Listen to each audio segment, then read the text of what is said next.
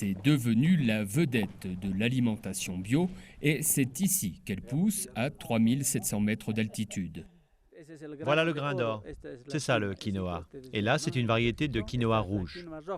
La famille d'Agustín Flores cultive depuis 3 générations du quinoa réal, la variété la plus recherchée de cette plante.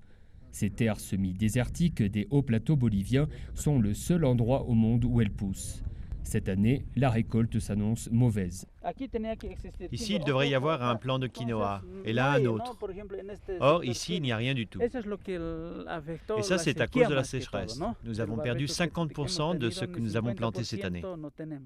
Jadis aliment du paysan, le quinoa a conquis au cours des 20 dernières années les consommateurs des pays développés grâce notamment à sa grande teneur en protéines.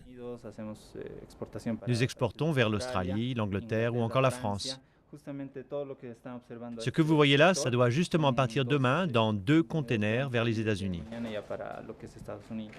Dans cette usine, la récolte de 5000 producteurs boliviens réunis en coopérative est rassemblée, triée, lavée, séchée et conditionnée avant exportation.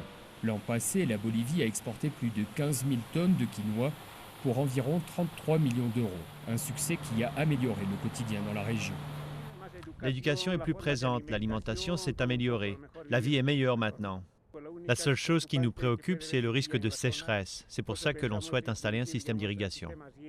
La totalité du quinoa exporté par la Bolivie répond aux normes bio.